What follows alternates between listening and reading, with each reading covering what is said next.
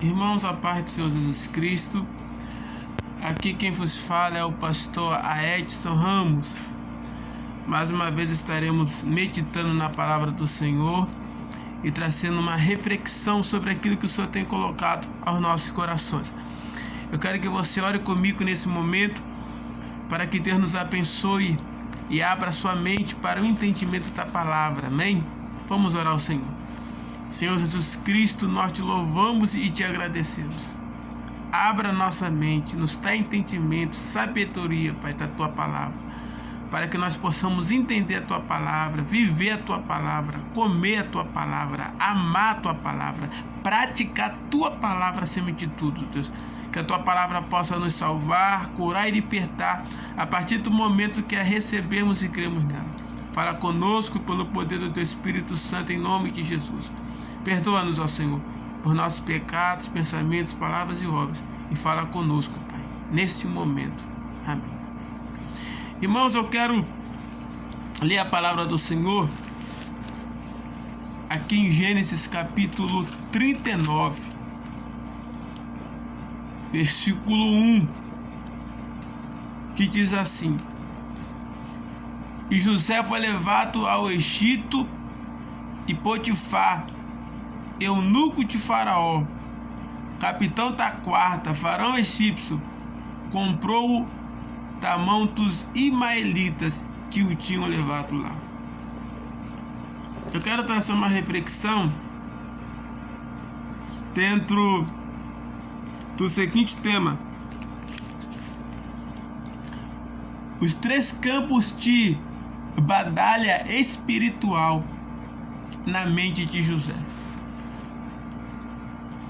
Os três campos de batalha espiritual na mente de José. Nós conhecemos essa história sobre José, conhecemos a sua família, além de Gênesis 37, e após ser vendido pelos seus irmãos, agora aqui ele se encontra na casa de Potifar, como escravo de Potifar, como mordomo de Potifar. E a história e a Bíblia não vai nos relatar muita coisa desse período lá. Porém, o capítulo 39 do livro de Gênesis esconde um período de 11 anos aproximadamente que José serviu a Potifar, e ali esteve na casa de Potifar. Gênesis 39 vai falar que José foi levado ao Egito, e Potifar, eunuco de Faraó, capitão da guarda, faraó egípcio, comprou o da mão dos ismaelitas que o tinham levado lá. Um preço de um escravo naquela época era 30 moedas de prata. Ele foi vendido como escravo, mas o versículo 2 diz que Deus não abandonou José. Às vezes pensamos que o Senhor nos abandona na nossa pior provação, mas o Senhor não abandonou José. Versículo 2 diz assim: E o Senhor estava com José, e foi varão próspero, e estava na casa do seu senhor egípcio. A Bíblia vai falar no capítulo 39 de Gênesis que Deus esteve com José por 4 vezes. Vai falar no versículo 2, vai falar no versículo 3, vai falar no versículo 5 e vai falar no versículo 23 que o Senhor estava com ele, e o Senhor estava com José, e o Senhor era com ele. Agora, fazendo uma análise psicológica em cima desse texto hoje, e pelo que conhecemos um pouco sobre psicologia pastoral, estava fazendo aqui uma mentoria em Gênesis 39, e eu fiquei maravilhado com que Deus me trouxe essa revelação. O Senhor me mostrou os três campos de batalha espiritual na mente de José. Primeiro campo encontra-se no versículo 7 e diz assim: E aconteceu depois dessas coisas que a mulher do seu senhor pôs os olhos em José e disse: deita-te comigo. Primeiro campo de batalha espiritual de José. Na sua mente, Satanás tentou persuadir José. O inimigo tentou persuadir, tentou tentar José, os seus pensamentos. Então José, aqui no versículo 7, ele começa a se encontrar em uma situação difícil, porque o texto vai falar que a mulher do seu senhor pôs os olhos em José e disse: deita-te comigo. Irmãos, como é difícil para um homem quando uma mulher se oferece. Como é difícil para um homem quando a mulher diz: deita-te comigo, vem cá para casa, passa a noite comigo. E foi o que aconteceu com José naquele momento. Ele estava sendo tentado, ele estava sendo provado. Tem uma música de Zeca Pagodinho que ele canta, e Zeca Pagodinho diz que ele não é José. Ele quer dizer que se fosse ele no lugar de José, ele ia fazer e ia acontecer. E de fato eu concordo com o cantor de pagode Zeca Pagodinho. Ele não é José. Não foi ele que Deus escolheu para estar lá, não. Porque Deus sabe quem prova. Então negar a uma oportunidade de pecar, renunciar, é uma grande arma que o cristão tem. Então na primeira guerra, na primeira batalha espiritual, no campo da mente de José, foi que o inimigo quis oprimi-lo, quis persuadi-lo, quis tocar na sua moral, na sua integridade. Porém, a Bíblia diz no versículo 8: porém ele recusou e disse à mulher do seu senhor: eis que o meu senhor não sabe do que há em casa comigo, e entregou em minhas mãos tudo o que tem. José fala uma realidade muito forte. O seu senhor não sabia o que tinha ali na sua casa. Realmente ele não sabia. Ele não sabia das pessoas que ali estavam, e ele não conhecia nem sequer a sua própria mulher. E é fato verídico o que José fala. Porém, ele recusou e disse à mulher do seu senhor: eis que o meu senhor não sabe do que há em casa comigo, e entregou tudo em minhas mãos. Versículo 9: ninguém é maior do que eu nesta casa, e nenhuma coisa me afetou, senão a ti, porquanto és a mulher. E como, pois, faria eu? Tamanho mal pecaria contra Deus. José não está nem preocupado com a mulher e nem com Potifar. José está preocupado com Deus. Porque o nosso testemunho, ele tem que ser com Deus, né? Porque na hora da gente pecar, na hora da gente errar, o ser humano, ele faz isso. Ele olha para direita, ele olha para esquerda, ele olha para trás assim, olha para frente. Se ele tiver que roubar, ele rouba. Se ele tiver que se prostituir, se prostitui. Se ele tiver que matar, roubar, ele faz mesmo. Mas o conselho que eu tô não é olhar para a direita, nem para a esquerda, nem para trás, nem para frente, não. É olhar para cima, ó. Quando a tentação, o Vitor olhou para cima. Não, Deus, pode ficar tranquilo que eu só tava aqui só olhando, mas não vou pecar, não. Pode ficar tranquilo. Que a nossa preocupação tem que estar lá com o Senhor. Nosso caráter, nossa personalidade tem que estar com o Senhor.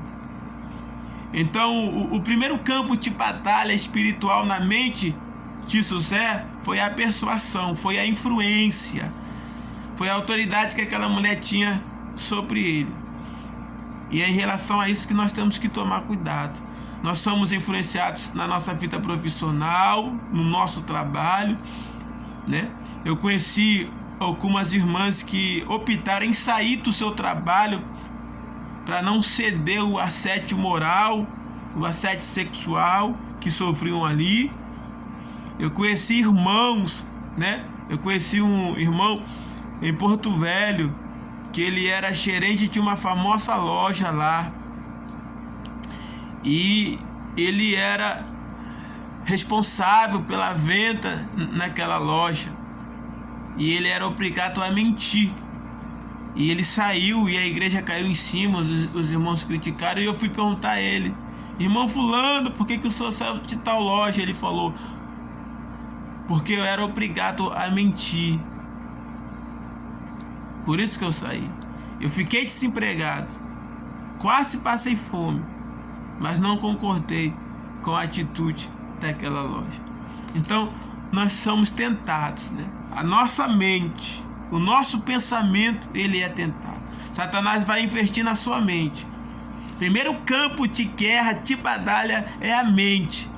Através da persuasão. Satanás vai te persuadir pelo que você vê, pelo que você ouve, pelo que você fala, pelo que você pode tocar, para onde você pode andar. Salomão fala, né? Ai daquele que tem um pé que se apressa para a maldade.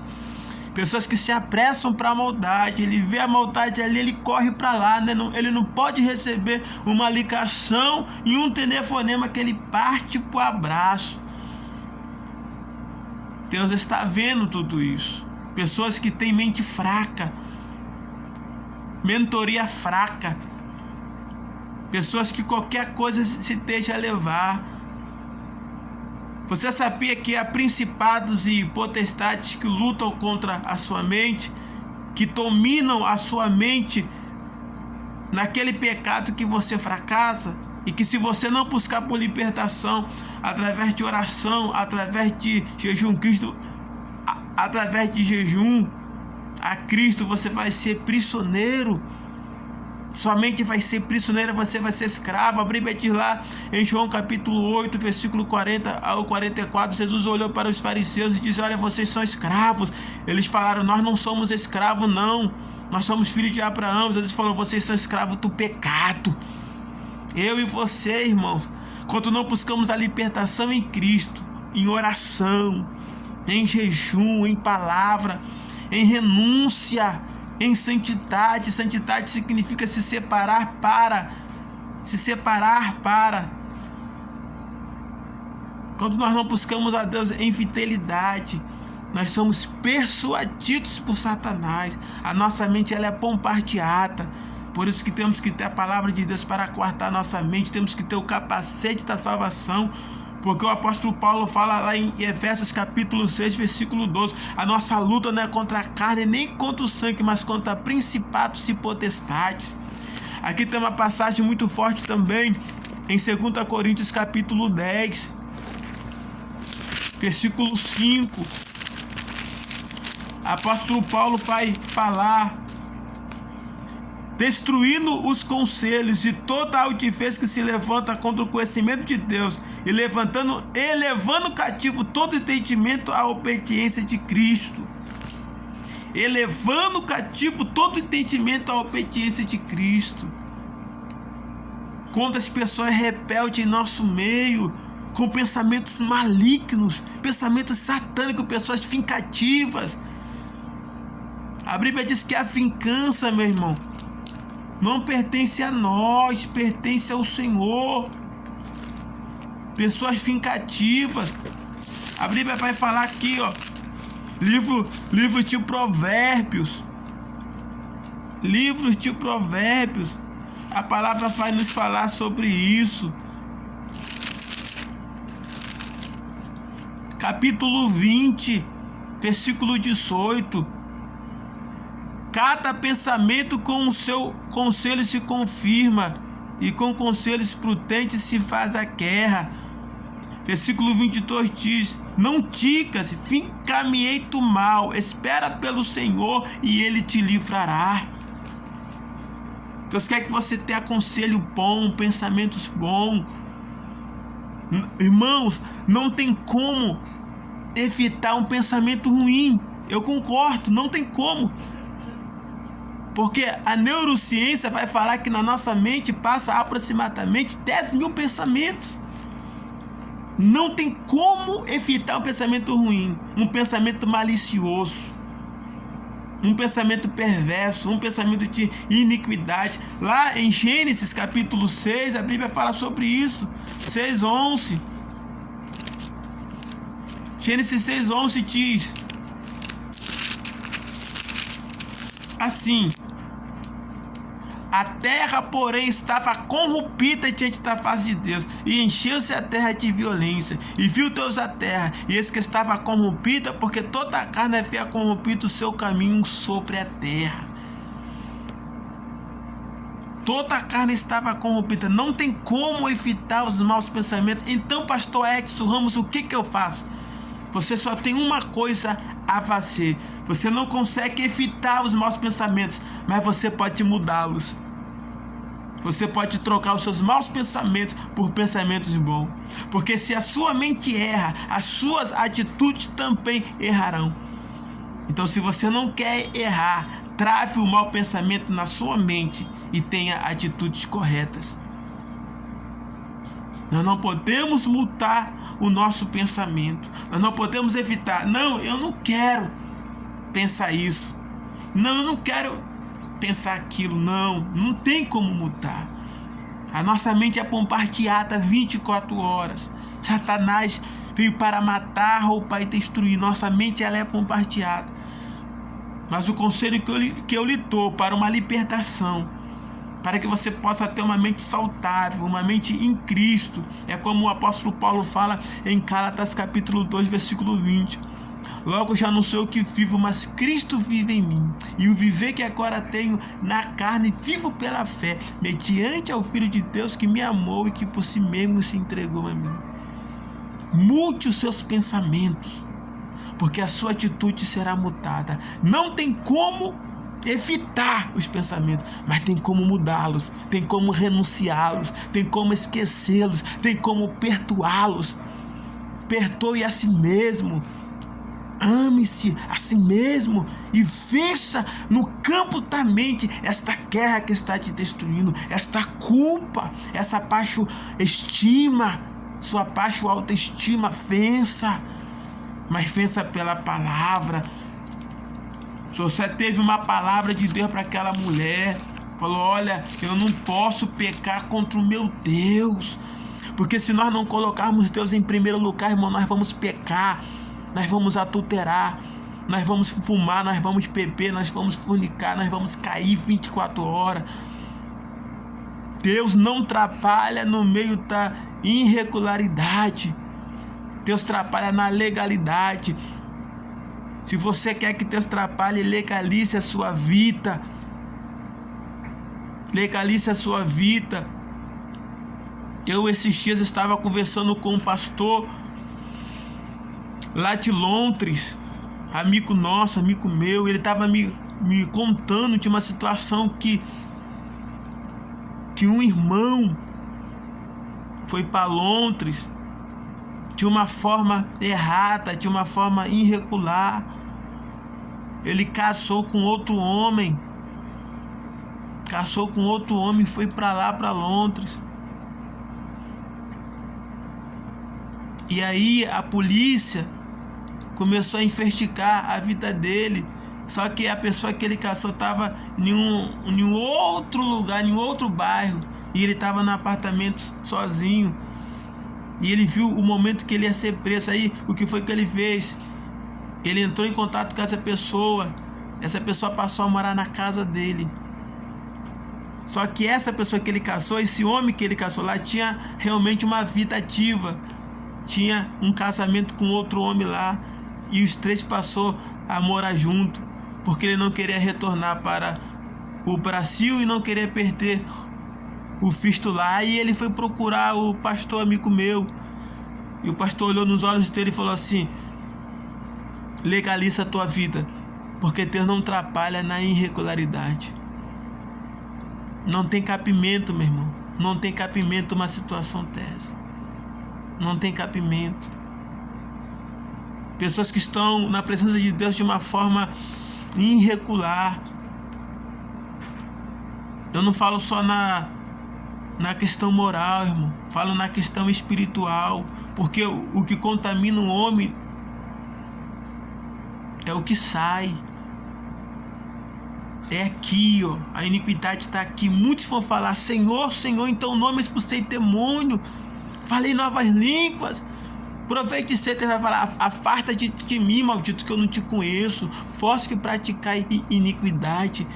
Iniquidade, irmão, é o que está aqui dentro. É o que está aqui dentro. Eu preciso ser liberto da minha iniquidade. E eu sou liberto pela palavra. Pela palavra. Então, o primeiro campo de batalha espiritual que José venceu foi a persuasão de Satanás, a sua mente. Ele venceu na mente, ele tinha Deus na mente, ele tinha a palavra na mente. Satanás vai tentar te persuadir.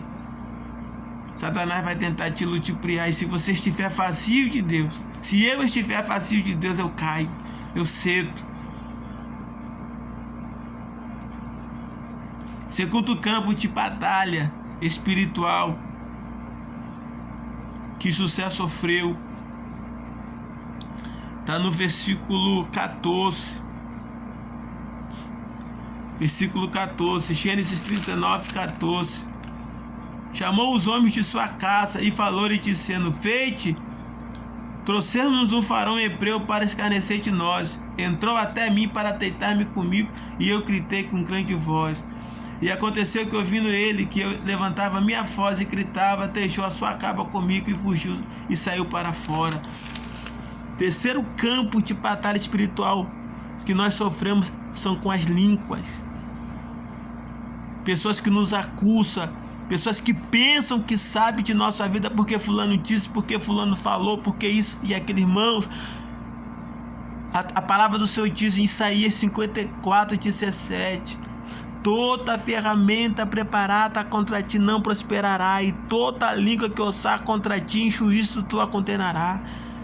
Se eu fosse olhar para a língua maldita que falam mal de mim, irmãos, eu sirvo a Deus há 33 anos. Eu aceitei Jesus Cristo com 4 anos. Comecei a pregar a palavra com 8. Já fui xingado de tudo que foi nome. Já fui acusado de fornicador, de adulto, de prostituto, de ladrão, tudo que foi nome. Minha mãe esses dias falou para mim, falou: meu filho, eu louvo a Deus por sua vida, porque você nunca se desviou. Eu falei: mãe, eu nunca me desviei, porque eu sei em quem eu tenho crido. Jó capítulo 19, versículo 25. Pode acusar, pode falar, pode apontar. Tem pessoas que não sabem a tua história. Cada um de nós temos uma história.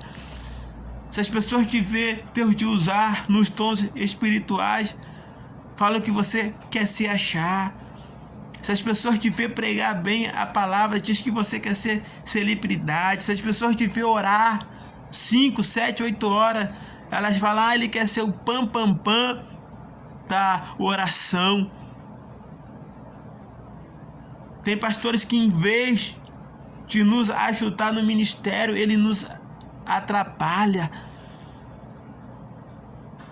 Mas eu quero falar para você que toda língua que osar contra ti vai cair por terra, porque a minha Bíblia diz lá em Romanos 8:39. Vamos lá, Romanos. Irmãos, eu mato a cobra e mostro ela morta. Romanos 8:39 diz assim: nem a altura, nem a profundidade, nem alguma outra criatura nos poderá separar do amor de Deus que está em Cristo Jesus. Irmãos, nada poderá nos separar do amor de Cristo Jesus. Nada. E aqui vai falar: quem intentará acusação contra os escolhidos de Deus, se é Deus que os justifica? Romanos 8:33. Quem pode algo contra você? Ah, você não presta? Realmente não presta, não. Ah, você realmente eu estou lutando pela minha salvação. Então guarde essa palavra, Romanos 8:33 e Romanos 8:39. Quem intentará acusação contra você, se é Deus que te justifica? Agora, se você se entregar por causa de língua, por causa de fofoca, por causa de mentira, mesmo que seja verdade, a Bíblia diz em Mateus 7:1, não julguei para não ser julgado. Você julga tanto uma pessoa que casou, se separou, tome cuidado. Amanhã você pode estar se separando também. Você julga tanto os filhos dos outros que foram criados na igreja e hoje estão desviados. Cuidado que amanhã pode ser os seus filhos também. Porque a medida, irmão, é para todos. É para todos. Eu julgava tanta coisa durante a minha vida de ministério. Eu era tão preconceituoso que comecei a passar por situações que eu condenava, que eu olhava esse irmão aí, Deus me fez passar. E hoje eu me calo, porque só sabe quem passa. Então tome cuidado com as línguas, com os falatórios. Tome cuidado. Essa foi a segunda luta no campo da batalha espiritual de José. A língua.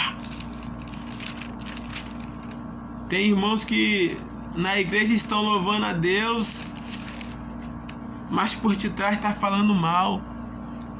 Esses dias eu tive uma revelação de Deus muito forte. Tive uma revelação de uma pessoa me detonando, falando mal de mim pra caramba. E eu falei, Deus, o que eu faço? Deus falou, vai orar, porque quem te justifica sou eu.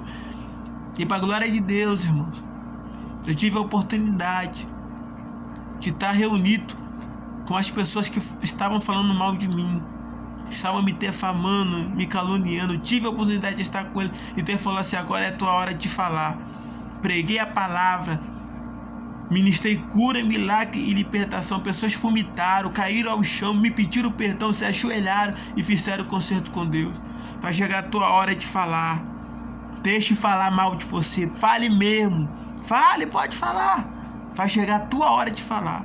E quando chegar a tua hora de falar, o nome do Senhor será glorificado. Porque a honra e a glória não é para você, é para Ele. O ministério pertence a nós, mas a glória pertence a Ele. O ministério pertence a nós, mas a honra pertence a Ele.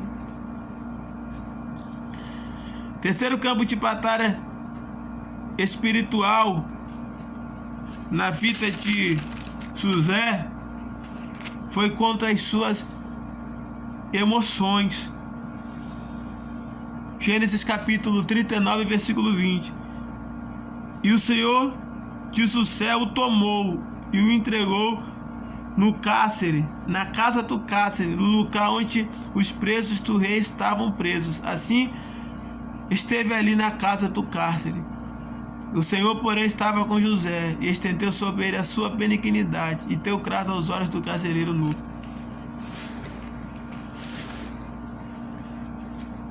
Primeiro campo de batalha espiritual na vida de José foi na mente.